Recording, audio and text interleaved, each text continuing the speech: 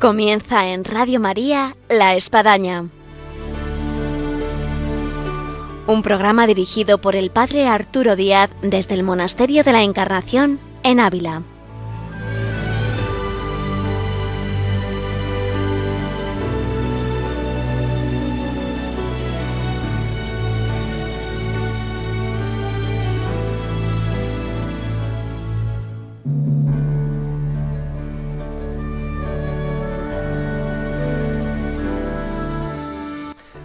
Hola, buenos días, bienvenidos a La Espadaña, les habla el Padre Arturo Díaz.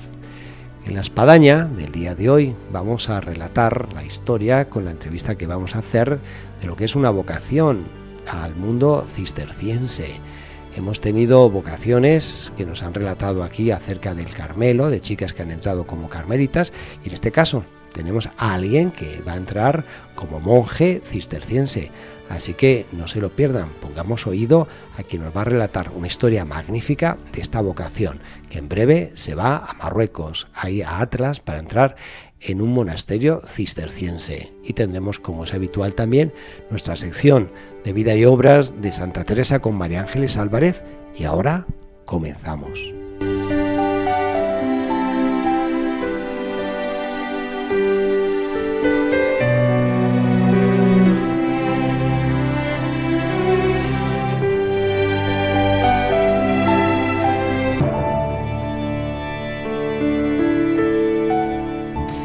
Hola, muy buenos días, Alberto.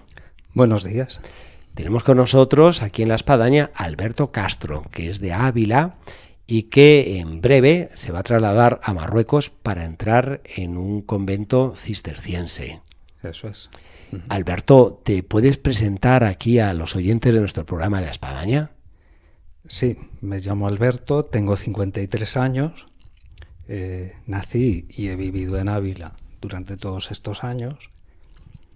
Y mi trabajo es letrado del Ayuntamiento de Ávila. Ya que trabajabas en el ayuntamiento. Eso es.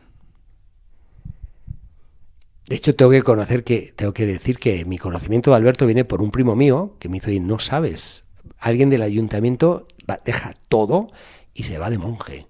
¿Cómo es eso? Pues tiene que venir aquí a La Espadaña. Además, Alberto tiene una historia muy especial también con este monasterio de la Encarnación que nos va a contar. Pero cuéntanos, Alberto, ¿cómo surge el dejar tu puesto importante en el Ayuntamiento de Ávila e irte de monje trapense cisterciense a Marruecos, ahí al norte de Marruecos, a Midelt? Bueno, en mi caso, tuve una conversión hace 3 años, una conversión que fue a la vez el inicio de una vocación. Sí. A raíz de la muerte de mi padre, decidí ir a conocer su pueblo, un pueblecito de Soria.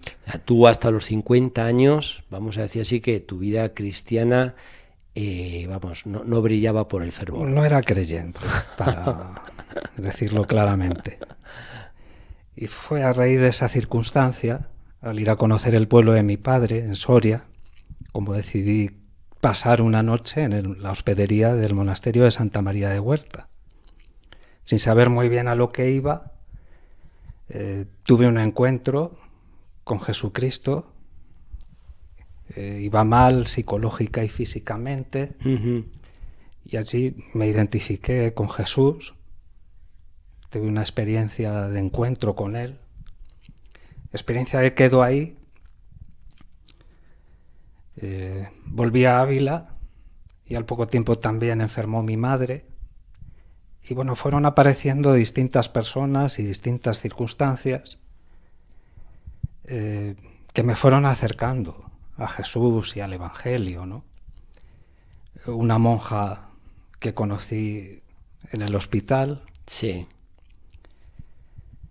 que me aconsejó e insistió que le dieran la opción de los enfermos a mi madre, que le administraran el sacramento. Reticente a ello, al final decidí ir a buscar un cura aquí a la parroquia de Santo Tomás. Allí conocí al padre Jerónimo. Los padres dominicos. Sí. Le administró sanción de los enfermos, fue el que ofició el funeral. Allí no me reconoció, pero sí en el cementerio.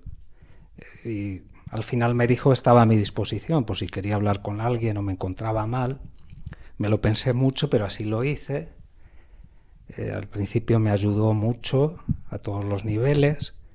Él hace el estudio del Evangelio y así empecé a conocer en profundidad el Evangelio, a conocer a Jesús y sobre todo a conocer lo que es la Iglesia, los sacramentos, la Eucaristía. Al poco tiempo ya empecé yo mismo a dar catequesis de confirmación y todo esto acompañado de retiros que ya iba a hacer a Santa María de Huerta, pero de otra forma, evidentemente, en los que empecé a ver que, bueno, la vida que llevaban los monjes se acoplaba muy bien a mí y me gustaba realmente. Allí hice un cursillo de vida monástica en el que durante un fin de semana explican en qué consiste esta vida y vi que efectivamente se amoldaba muy bien a mí, de tal forma que hablé con el abad, les puse mi inquietud y le pareció bien el hacer una experiencia con ellos, como así estuve hace un año durante un mes conviviendo con ellos, ¿no? Bueno, esa experiencia fue muy dura, hubo aspectos que no encajé,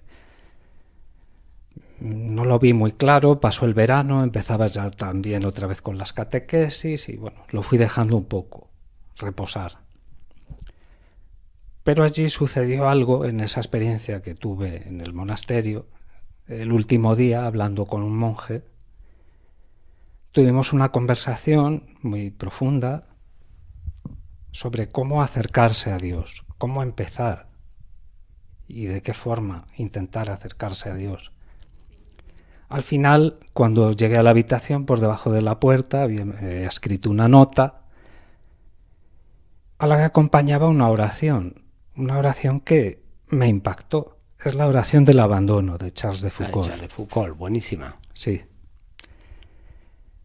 Bueno, eso hizo que me interesara por conocer la biografía y la espiritualidad de Foucault, ¿no? Porque tú de Foucault habías oído algo. Nada. Es impresionante, y quien debe estar escuchando, cómo puede pasar un hombre de 50 años donde vivía prácticamente en una especie de ateísmo a cuestionarse una vocación de vida monástica. Es así. Solo la gracia de Dios. Sí, realmente tiene que ser así, porque humanamente es como Dios comenzó a obrar de forma rápida en ti, ¿no? Meterte en la espiritualidad de estos grandes santos que estás mencionando. Sí, mis referencias eran San Juan de la Cruz. Al poco de mi conversión me lo leí entero, me lo devoré, me llegó muy... Pero sigamos en el proceso de que, bueno, ya estabas dejando el monasterio de Huerta después de una experiencia de un mes, y luego ¿qué vino? Empezaba ya las catequesis, después del verano.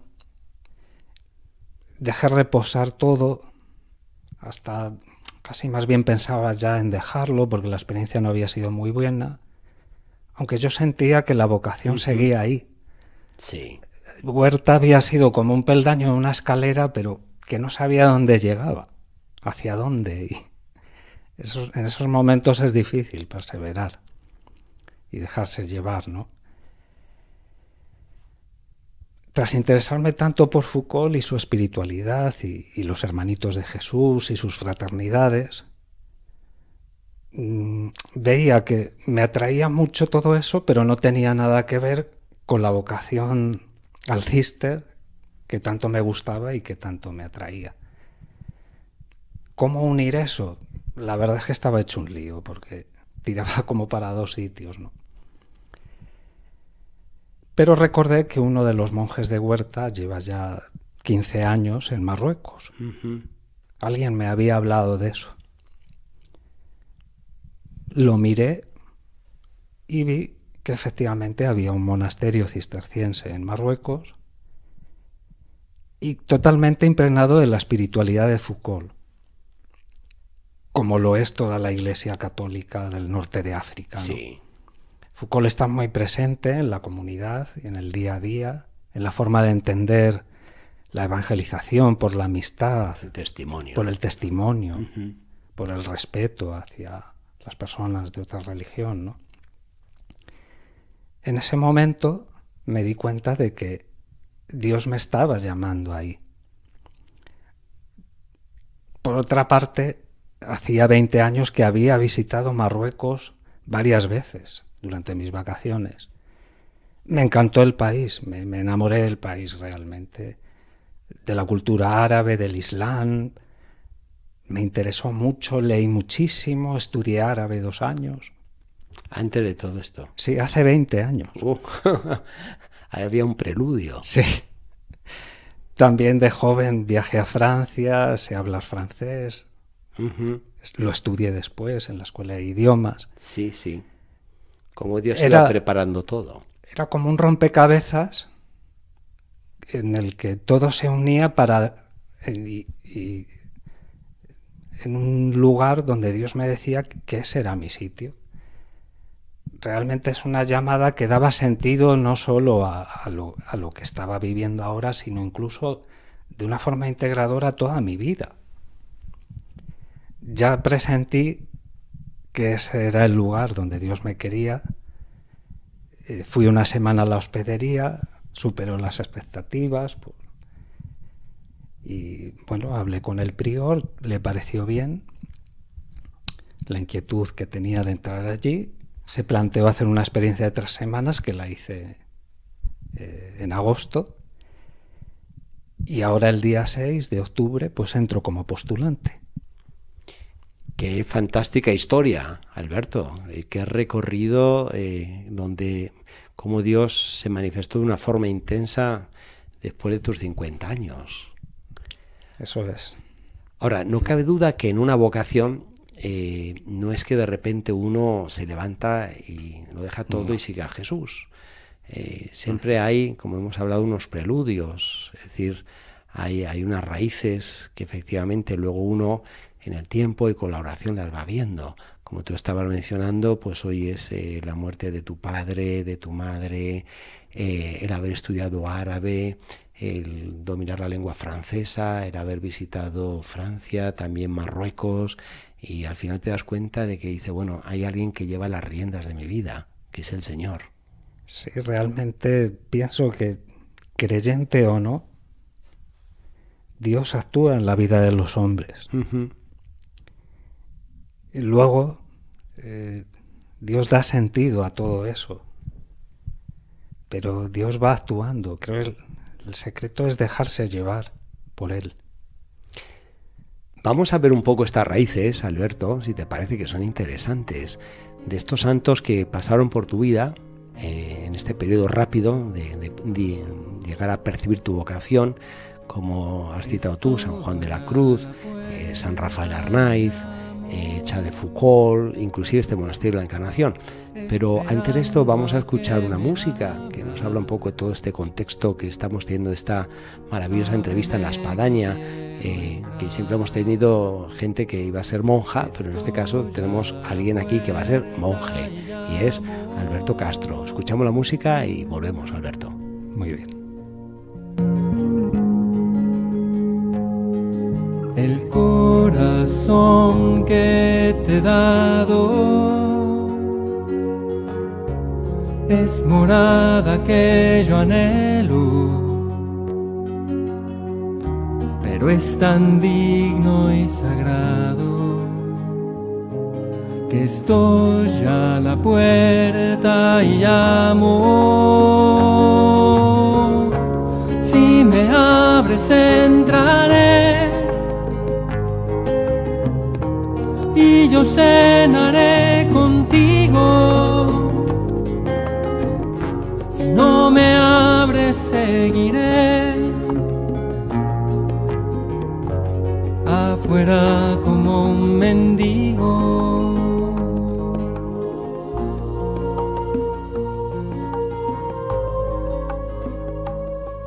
Estoy a la puerta y llamo.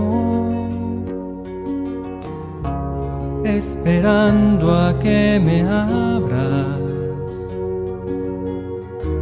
Ábreme que quiero entrar,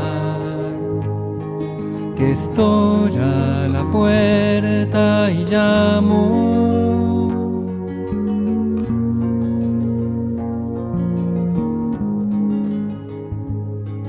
El corazón que te he dado es morada que yo anhelo, pero es tan digno y sagrado que estoy a la puerta y llamo. Si me abres entraré y yo cenaré contigo. Si no me abres seguiré afuera como un mendigo, llamando, llamando, llamando. Continuamos aquí en Radio María en La Espadaña y estamos con Alberto Castro, que se va de monje cisterciense, nada más y nada menos que a Marruecos, a Midels, ahí a Notre Dame de Atlas, en esas famosas montañas de norte de África. Alberto, comentábamos antes de tu decisión ya vocacional, santos que han influido, y en este caso uno de ellos ha sido San Juan de la Cruz. ¿Cómo fue eso? Bueno, al poco tiempo de mi conversión, ya cuando murió mi madre y empecé, había unos libros en casa que arrumbados ahí, sí, en la que alguien compró. O estando en una vida es normal que hubiese el libro San Juan de la Cruz y Santa Teresa.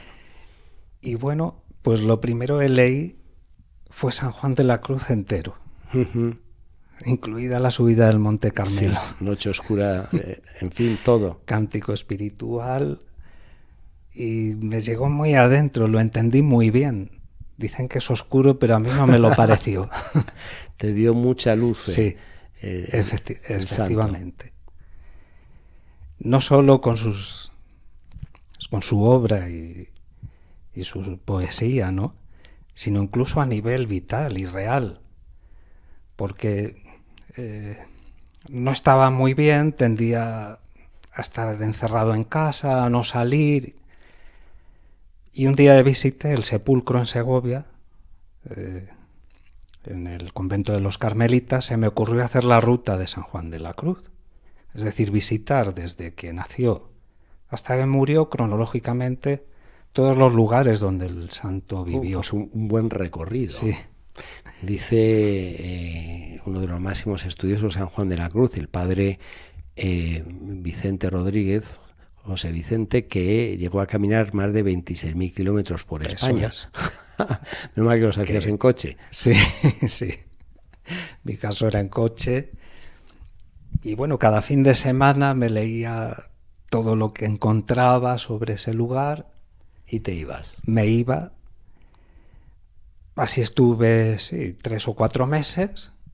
Y el día que terminé en Úbeda, con los carmelitas, me di cuenta de que San Juan de la Cruz me había sacado de casa y me había ayudado de esa forma a ir superando esa depresión lógica tras la muerte de tus padres, sobre todo tan seguida, ¿no?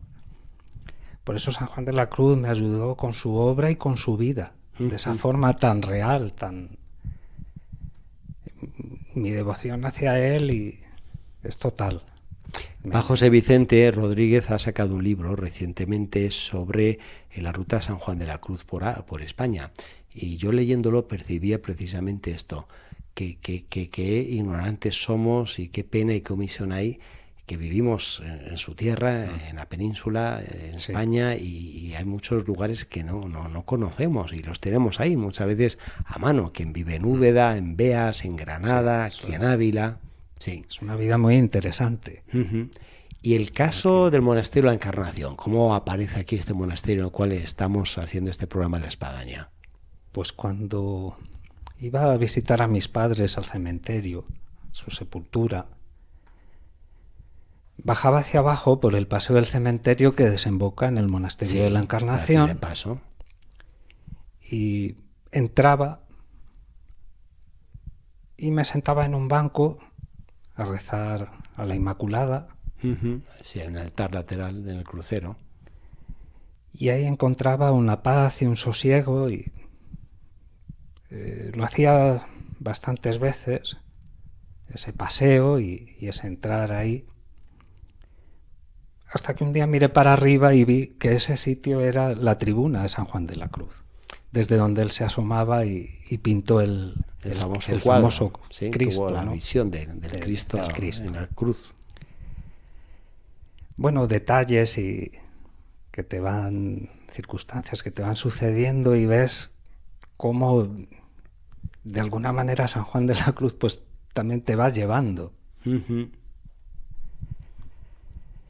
Y la figura de San Rafael Arnaiz, sí, era este joven trapense, sí, que también estuvo aquí en Ávila y sus tíos vivían aquí atrás del monasterio de la Encarnación. Era el 5º centenario del monasterio de la Encarnación y se programaron una serie de charlas De los santos que han pasado por el monasterio. que dirige usted. Sí, me acuerdo de ellas. La primera era sobre San Juan de la Cruz, que dio el padre José Vicente.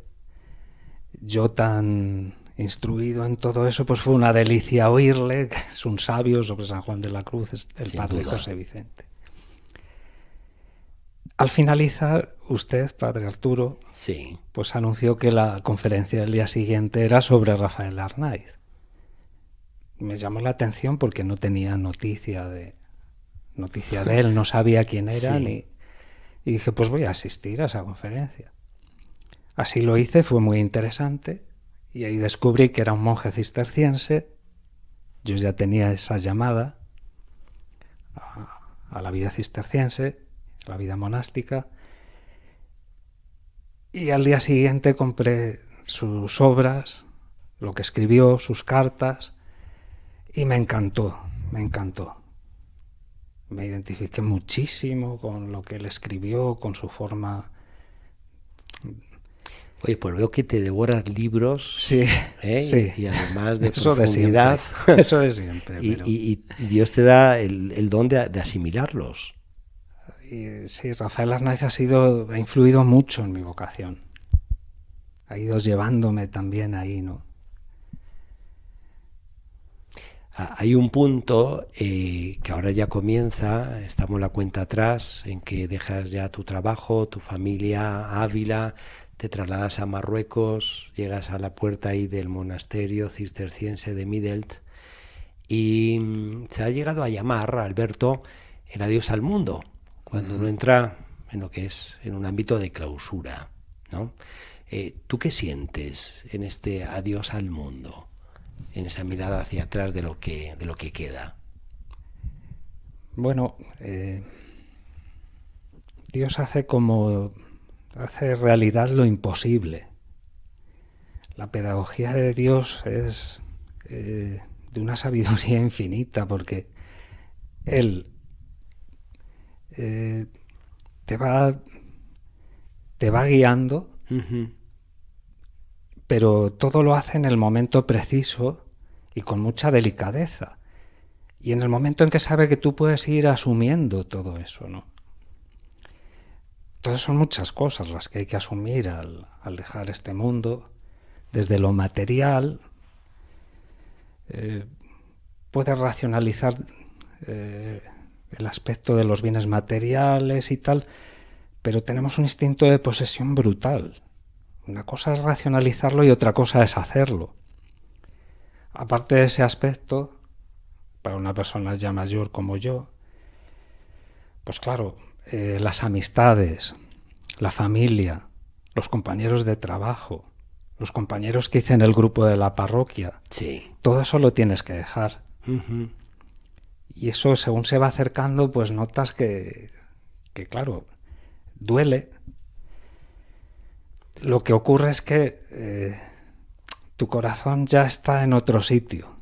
Eso te iba a decir, que en ese adiós al mundo es un adiós, por supuesto, pero por otro lado uno ve el horizonte del nuevo mundo, claro, que se presenta, que es súper atractivo. Es como quien encontró el tesoro del Evangelio y dice, mira, vamos, todo es nada, barro respecto a este tesoro que he encontrado. ¿Cómo ves tú el nuevo mundo?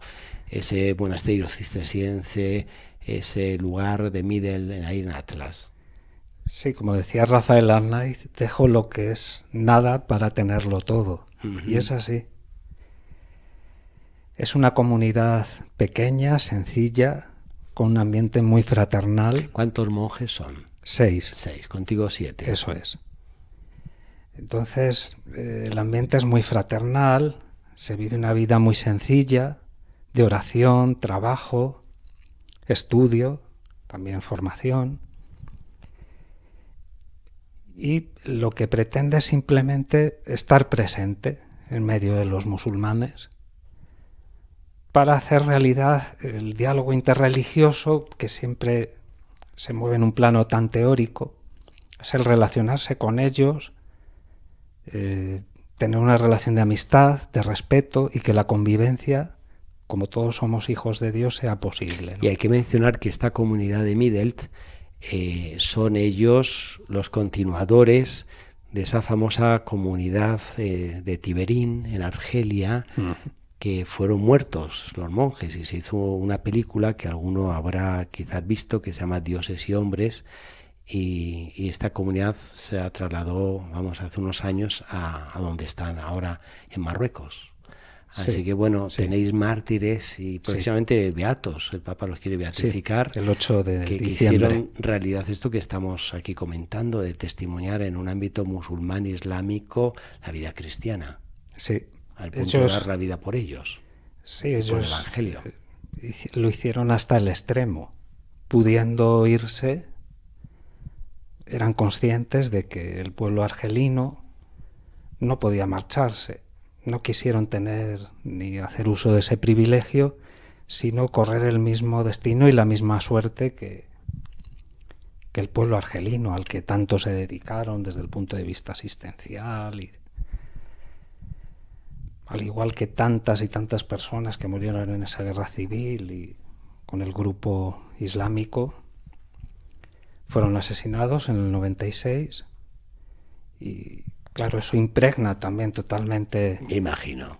Ese monasterio se cerró y se trasladó a Marruecos y, como digo, pues impregna diariamente. Y vosotros sois su presencia. continuadores. Eso es. De este espíritu, de Y de estos ese, mártires. exactamente, Y y de ese las carisma. gracias que siempre comporta pues los mártires, que bien expresó Tertuliano que la vida de los mártires, la muerte de los cristianos es semilla de nuevos cristianos.